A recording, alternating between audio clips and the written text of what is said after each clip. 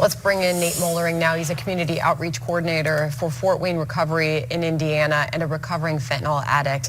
Thank you so much for joining us and telling your story. It's so important for people to hear. First of all, how did your addiction come about? Well, my addiction started when I was a young man.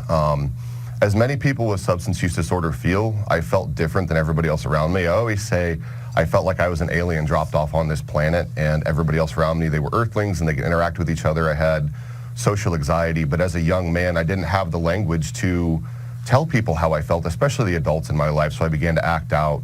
And as a young man, they diagnosed me with attention deficit disorder, which I actually do not have, and they placed me on Adderall, which is an amphetamine. I'm sure you've heard of methamphetamine.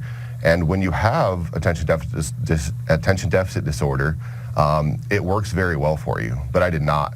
So it opened the door to experimentation for me. You know, for years we heard, don't do drugs, they're bad for you, you'll die if you do drugs. Well then, you know, I had a physician prescribing me drugs, and I thought it was a solution to all my problems. So fast forward a little bit, I start playing high school football.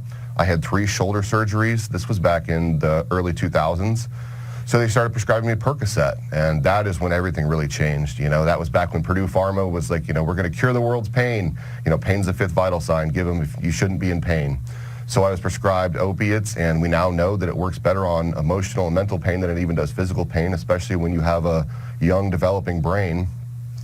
So that just opened the door further, and I ended up going to college on a football scholarship where I injured my back and again was given more pain pills. And around the same time, they shut down a lot of the pill mills that were distributing large amounts of prescription pain pills to people for cash, for other favors. There was one practice in my home state of Indiana that they estimate created over 10,000 opiate addicts alone. So when they shut that off, the Mexican drug cartels decided to bring in heroin, which was much cheaper. Pills were going for about $1 per milligram. So if you're taking 2 Oxy 80s a day, that's $160 a day. That's a hard habit to break. And a gram of heroin was about $50, which is about 10 hits of heroin. So then they started to introduce fentanyl, which, as they referred to correctly in the beginning, this is a weapon of mass destruction. It's killed many people. It's killed many of my friends. It almost killed me. They started to cut it in the drug supply. And what ended up happening, long story short, I was homeless. I was strung out. You know, a lot of people say, Nate, you don't look like a person with substance use disorder, but I am. I am the face of people who struggle. Anybody can struggle. So I ended up overdosing twice in 24 hours. Wow. I had had multiple overdoses, or poisonings, as many people refer them to now. So I had multiple poisonings before that, but these were really close together.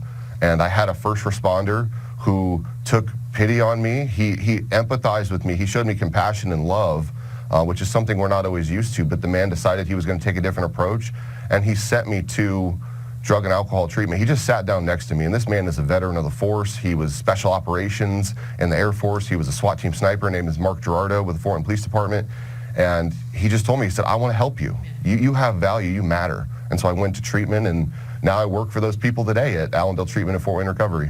Wow, it's an amazing, remarkable story, and we are so glad you are here, Nate, to tell this story. And as you were speaking, I think so many of us see those pictures and we see this healthy athlete and we think there's no way this is somebody who's battling that level of addiction that could possibly take your life. You mentioned it took others around you. You were in that blue football uniform. You said that was taken from college right before you had to leave because of this heroin addiction. You also point out that you don't have a lot of pictures to share with us. We're sharing the ones you do because you had to sell your phone for drugs, Nate. And then you credited, as you just mentioned, that officer.